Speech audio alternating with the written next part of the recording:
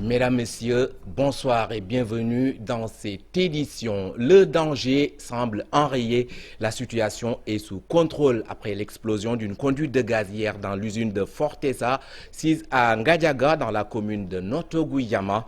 Une assurance du ministre de l'Énergie qui s'est rendu sur les lieux du sinistre pour s'enquérir de la situation. Sophie Gladima, que je vous propose d'écouter, elle est interrogée par Cheikh Anta Diop.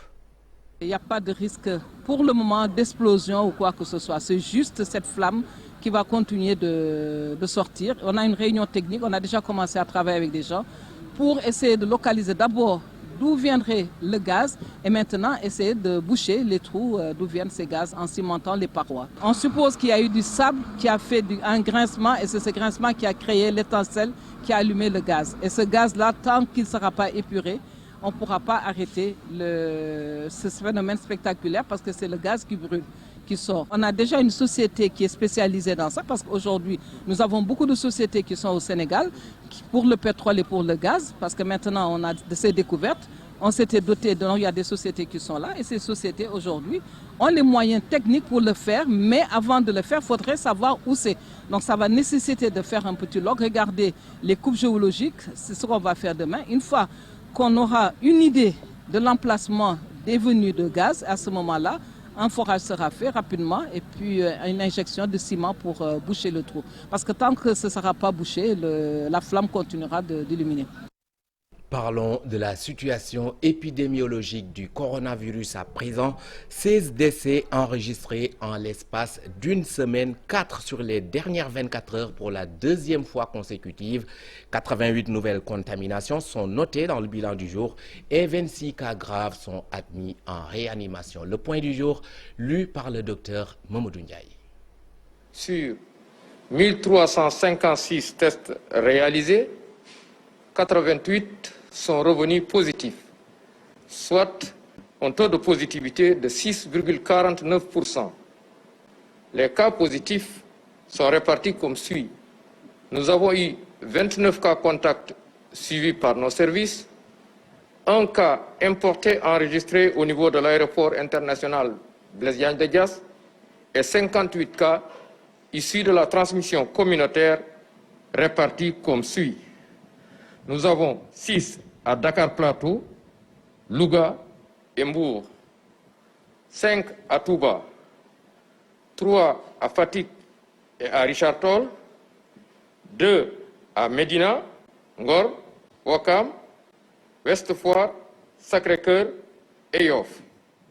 Nous avons 1 aux Almadies, Amitié 3, Cité Asecna, Diahat, Diourbel, Grand Yoff, Guédiawaye, Kaolack, Keur Massar, Khombol, Koumpentoum, Liberté 6, Mamel, Mariste, Podor, Saint-Louis et Vélingara. 29 patients hospitalisés ont été contrôlés négatifs et déclarés guéris. 26 cas graves sont pris en charge dans nos services de réanimation. 4 décès ont été enregistrés ce samedi 19 décembre 2020. L'état de santé des autres patients hospitalisés est jugé stable.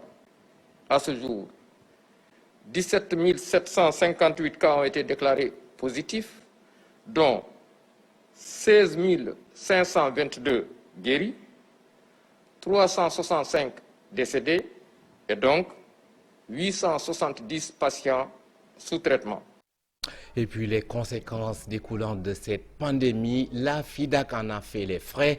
La foire internationale de Dakar a enregistré sa plus grosse perte en 2020 en raison de la pandémie de la Covid-19. Plus de 350 jeunes aujourd'hui se sont engagés à veiller à la propreté du CICES. Faire du CICES un centre international des affaires reste la mission première du directeur général. Salou Keita invite les Sénégalais à y mettre du sien. Reportage Habib Faye et Tierno Laurent Mendy. C'est officiel, elle est reportée à 2021 pour 2 éditions. La foire internationale de Dakar, à cause de la Covid-19, a enregistré en 2020 sa plus grosse perte. 800 millions aujourd'hui que nous avons perdus. Aujourd'hui, nous sommes la seule structure de l'État qui est dans l'événementiel. Et quand on dit l'événementiel, on reçoit, on organise des activités, on reçoit du monde. et le rassemblement n'est pas permis en période de Covid. C'est pour cela, comprenez que le CICES est frappé par ça. Mais la nouvelle équipe compte rendre plus attrayant le cadre.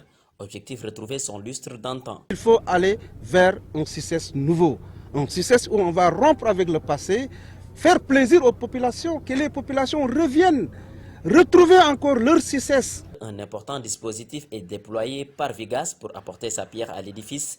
Plus de 350 jeunes se sont engagés à veiller à la propriété du CICES. Non, ça ne va pas s'arrêter aujourd'hui. Ça sera pérennisé et ça sera continuel. Matériel, le logistique, qu'on va mettre à sa disposition 5 camions hydrocureurs, 4 bennes crapauds, 2 tractopelles, une machine aspiratrice excavatrice et 2 balayeuses. Faire du CICES un centre international des affaires reste la mission première du directeur général Saliou Keita d'inviter les Sénégalais à y mettre du sien. Direction à présent Saint-Louis où la rebaptisation de l'avenue Général de Gaulle au nom du président Macky Sall ne fait pas l'unanimité. Hier, des activistes contre le projet ont tenté d'empêcher le vote du budget, mais c'était sans compter avec la détermination des jeunes apéristes de la vieille ville.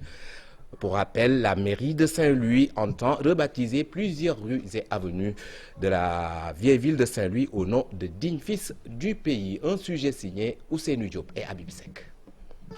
Le vote du budget de la mairie de Saint-Louis a eu lieu ce samedi à la salle de délibération. À l'unanimité, les conseillers municipaux ont voté le budget 2021 qui s'élève à plus de 2,7 milliards de francs CFA. Avant l'ouverture, des activistes voulaient saboter la tenue de cette rencontre, mais c'est sans compter avec la détermination des jeunes apéristes qui réclamaient la rebaptisation de l'avenue Général de Gaulle au nom du président Macky Sall. Mansour Faye précise que ce point sera soulevé prochainement sans aucune pression. Donc nous avons préféré repousser donc les autres points liés à l'ordre du jour, mais la rebaptisation, on la fera, on donnera les noms sans aucune pression, sans aucune contrainte, voilà, et sans rien du tout.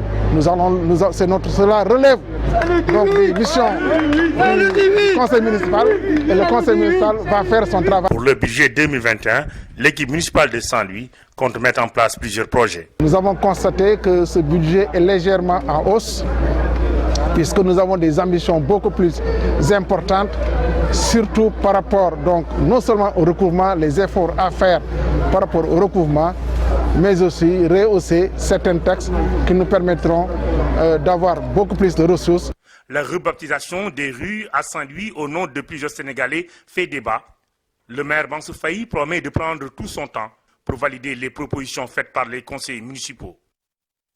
À présent, la campagne de commercialisation de l'arachide, les exportateurs de graines affichent une grande inquiétude devant le gel des exportations. Pour cause, ils sont dans l'impossibilité d'expédier leurs produits qui risquent de se détériorer en raison du soleil sous lequel les stocks sont exposés. Ils demandent la levée immédiate du blocus et interpellent le ministre de l'Agriculture. Le collectif des exportateurs était à Kaolack pour tirer la sonnette d'alarme. Ibrahim Diamé. Des centaines de tonnes de graines d'arachide toujours en souffrance dans les centres de réception de graines destinées à l'exportation. Le COPEGA, qui n'a encore exporté une seule graine, sort de son mutisme et dénonce le blocus. Il demande au ministre de l'Agriculture de lever le blocage dans les meilleurs délais. C'est imminent parce qu'on ne peut plus attendre. Et que s'il y a aussi d'autres prétextes, il n'a qu'à nous le dire. Parce que nous, on a fait même des compromis. On a fait beaucoup de concessions pour au moins respecter la réglementation, respecter aussi les décisions du gouvernement. Mais je pense que trop, c'est trop. En réunion pour échanger sur cette situation qui, selon eux, n'augure pas de lendemain meilleur pour les exportateurs, les membres du COPEGA ont demandé aux autorités d'arrêter de jouer au dilatoire au risque de voir leurs graines se détériorer sur place. Et pourquoi cette tergiversation et ce dilatoire qu'on n'accepte pas du ministère de l'Agriculture? Ils font du dilatoire. Et ça, c'est intolérable. C'est-à-dire qu'on a signé un protocole entre les deux pays. Le pays Sénégal est un pays respectable. Moi, je pense aussi que la Chine est un pays respectable. Et ceux qui parlent de Chinois, nous sommes des Sénégalais teint noirs. On a signé des contrats directement avec les entreprises chinoises. Ce n'est pas le Chinois qui vient, mais nous aussi, nous avons des intérêts. Nous sommes Sénégalais aussi. Parmi les raisons ayant poussé le gouvernement à fermer les frontières de l'exportation, il y a la volonté de permettre aux industries locales, notamment à la Sonacos, qui n'est pas en mesure d'acheter le kilogramme à 300 francs, de pouvoir trouver de la matière. Mais les exportateurs ont manifesté leur disponibilité à discuter avec l'État pour trouver un prix consensuel qui sera à coup sûr en deçà de 300 francs CFA. Ibrahim Diamé, dépossédés de leurs terres, les habitants de Guiler-Loussila dans le département de Louga déversent leur colère sur la municipalité de Guidélé. Ces populations très remontées dénoncent l'affectation de 25 hectares de leurs champs sans pour autant les avoir consultés. Elles s'étaient donné rendez-vous sur le site en question pour manifester leur opposition à cette décision illégale selon les villageois. Moustapha Silla porte la parole. Nous l'écoutons au micro de Tiernofal. Ces terres sont cultivées depuis 600 ans par nos aïeux, nos grands-pères, nos pères, aujourd'hui nous-mêmes, cette génération. Et si vous avez vu la situation aujourd'hui, vous verrez bien qu'il y a toutes les générations de Guiler-Loussila qui sont ici présentes. Nous dénonçons activement et vivement ce qui s'est passé. La mairie de Guider a voté 303 hectares qui concernent Makabaragay et Makamboubel. Depuis 2018. Et Guilerou a été informé, il y a juste un mois et demi, voire 2 mois, de la situation comme quoi ces terres seront prises, chose que nous dénonçons activement. La procédure voulait qu'à chaque fois que l'État a besoin de quoi que ce soit donc, sur nos terres, de nous consulter, de discuter avec nous et de nous dire pourquoi, quoi et comment acquérir nos terres. Donc raison pour laquelle nous sommes là ici présents pour manifester donc, notre mécontentement et que les autorités de cette ville puissent nous édifier sur la chose. La transparence dans la gestion du foncier, un handicap pour toutes les communes du Sénégal. À Baba Garage, dans la région de Diourbel, les autorités locales veulent prévenir ces genres de conflits qui émanent de la gestion du foncier, raison pour laquelle un plan d'occupation et d'affectation des sols a été mis sur pied. Babacar Diouf et Ndongo Ndiaye. C'est parce que la question de la gestion du foncier est une préoccupation commune à toutes les collectivités territoriales qu'il y a lieu de lui trouver une solution durable. Ça aide la collectivité territoriale à faire de la bonne gouvernance foncière, à vraiment gérer les conflits et fonciers qu'on est en train de vivre tous les jours et souvent qui conduisent à des drames. Donc là, SOS Sahel International est partenaire à la commune de Baba Garage depuis plusieurs années. Une solution au problème foncier enregistré dans la commune de Baba Garage, assure le maire Modou Sarr Ndiaye. Et donc c'est un outil important dans la mesure où il nous permet quand même d'anticiper sur les difficultés entre peut-être éleveurs et population agriculteurs. Si vous écoutez la radio, si vous regardez la télé, à chaque fois, il y a des problèmes entre éleveurs et des problèmes entre agriculteurs.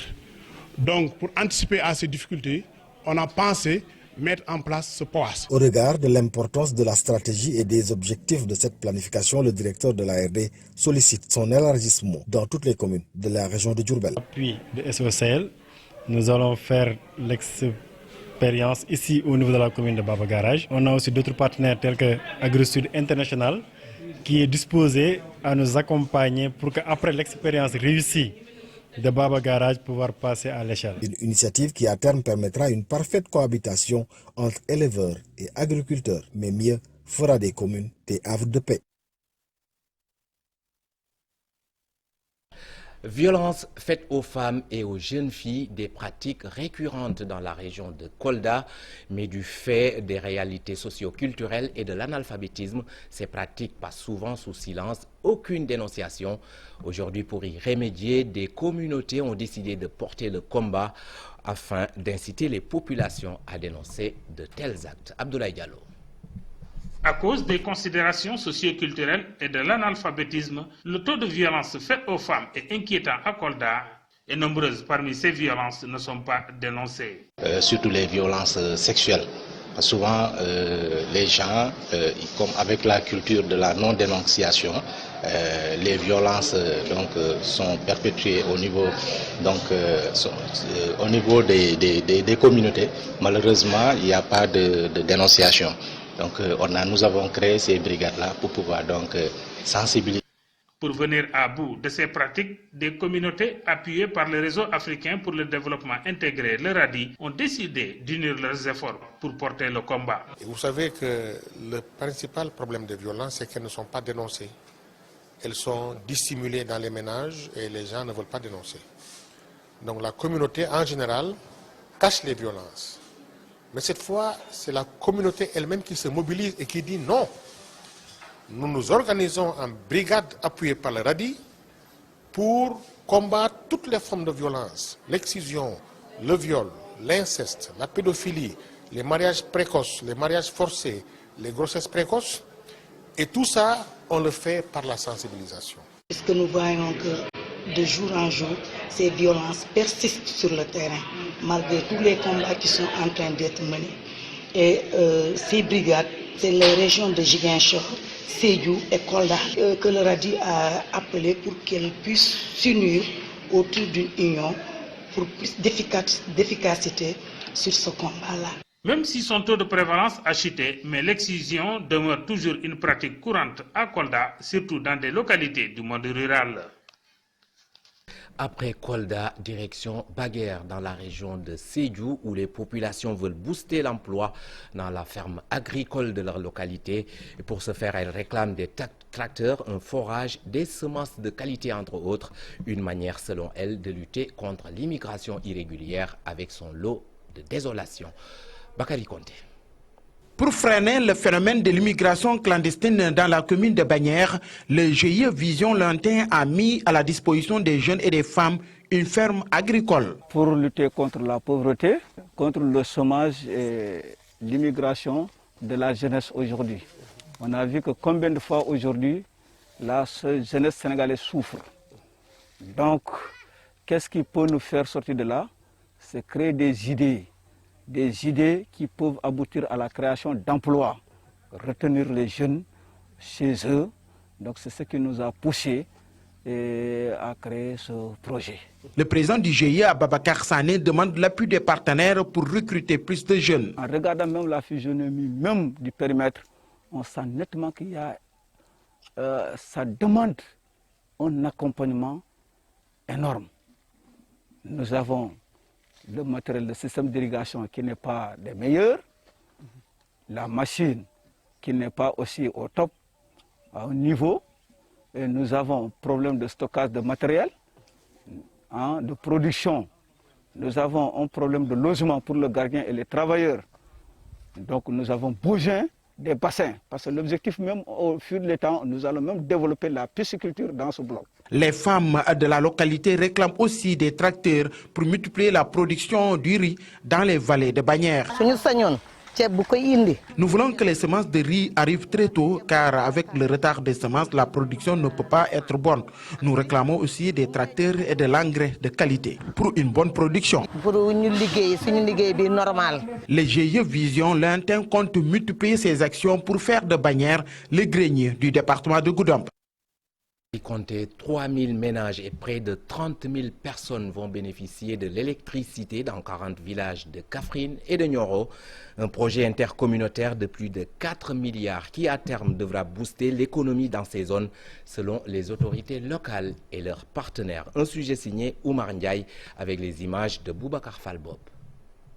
Initié par le Puma en collaboration avec les autorités locales, avec à leur tête les présidents des conseils départementaux de Kaffrine et de Nioro, le projet intercommunautaire va permettre d'électrifier 40 villages selon Sedina Ndour, secrétaire général du Puma. Notamment la commune de Medinatoul Salam 2 et la commune de Diamagaj. Ce projet concerne l'électrification d'une quarantaine de villages dans le département de Kaffrine, mais aussi dans le département de Nioro, initié par son excellence pour régler les problèmes d'inéquité territoriale au niveau des zones frontalières. Selon Dr Ndiaye, directeur technique de la compagnie Sen 3O SA, près de 30 000 personnes vont en bénéficier, ce qui va booster le développement de la localité. En moyenne, nous estimons qu'il y a 3 000 ménages en gros et 30 000 personnes qui vont bénéficier de l'électricité lorsque ce projet va être lancé. Là-dessus, nous comptons en moyenne 50 à 60% de femmes et donc c'est réellement un projet qui est orientée femmes. Pour sa part, le président Adamou Diouf du conseil départemental de Kaffrine et président de l'association des élus, ce projet permettra de relever le taux d'électrification faible de la région et qui est à 11%. Dans le plan départemental de développement de Kaffrine, le taux d'électrification est dans l'ordre de 11% de l'ensemble du département de Kaffrine. C'est pourquoi c'était une priorité que nous avons identifiée comme une chose à régler par le conseil départemental. Ce projet qui va démarrer au mois de janvier 2021 sera livré à moins de 6 mois selon les techniciens et qui va coûter plus de 4 milliards avec une contribution de 200 millions des collectivités locales traversées par la ligne. 20 décembre 2020, 19 ans déjà que nous quittait Léopold Sédar Senghor, le premier président de la République du Sénégal, fut un poète. Il est mort à l'âge de 94 ans. Le premier Africain à intégrer l'Académie française, a été député d'abord à l'Assemblée nationale française, puis ministre. Salif Sow nous dresse le portrait du fondateur du BDS, le Bloc démocratique sénégalais. C'est au cours d'un de ses voyages de recherche sur la poésie sérère au Sénégal que le chef de file local des socialistes de l'époque, Lamine Gueye, lui propose d'être candidat à la députation. Léopold Sédar Senghor accepte et est élu député de la circonscription Sénégal-Mauritanie à l'Assemblée nationale française. Fort de son succès, il quitte l'année suivante la section africaine de la SFIO, section française de l'Internationale ouvrière, et fonde avec Mamadou Dia le Bloc démocratique sénégalais en 1948 qui remporte les élections législatives 3 ans plus tard. Réélu député la même année, il devient maire de Thiès. Le 5 septembre 1960, Léopold Sédar Senghor est élu président de la toute nouvelle République du Sénégal. L'auteur de l'hymne national sénégalais, le Lion Rouge, finira par mettre en prison son ancien frère de parti Mamadou Dia. Les deux hommes ne partageaient presque plus les mêmes points de vue sur divers sujets. Il démissionne de la présidence après 20 ans de règne. C'était avant le terme de son 5e mandat en décembre 1980. Abdou Diouf, premier ministre de l'époque, le remplace à la tête du pouvoir. Il évoque l'article 35 de la Constitution. Sous la présidence de Léopold Sédar Senghor, le Sénégal a instauré le multipartisme. Premier Africain à siéger à l'Académie française, Senghor fut ministre en France avant l'indépendance. Il est le symbole de la coopération entre la France et ses anciennes colonies pour les partisans ou du néo-colonialisme français en Afrique selon les détracteurs. Je remercie Dieu de m'avoir donné plusieurs vies dans une vie, disait le président poète dans son discours d'adieu. La transition est toute trouvée pour parler de littérature. Créole de Casamansa, c'est l'intitulé du tout nouvel ouvrage du général de brigade aérienne Alain Pereira. Le livre, un condensé de mots, de diction et d'expressions pour évoquer le brassage culturel dans le sud du pays avec la langue portugaise, créole et les autres langues de la localité. Un fait qui enrichit l'histoire de la vieille ville de Ziguinchor. Écoutons l'auteur, il est interrogé par Ibou Diouf.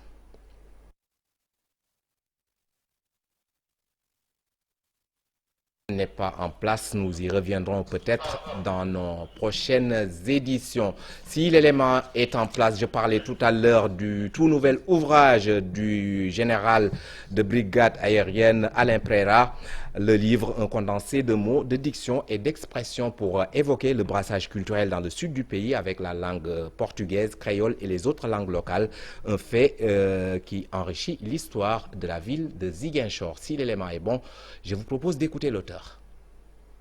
Simplement, cet ouvrage a à l'origine collectionné des mots, dictons et expressions, mais très vite, je me suis rendu compte que ça ne suffisait pas et qu'il fallait expliquer aux gens d'où venaient ces mots, ces expressions en créole, que je disais créole de Casamansa, que j'aurais pu dire aussi créole de Ziguinchor, les deux n'étant pas tout à fait justes, aussi bien créole de Casamansa que créole de Ziguinchor ne sont pas justes. Donc, à force de collectionner ces dictons et proverbes, donc il m'a fallu expliquer un peu plus d'où venait ce créole de Casamansa.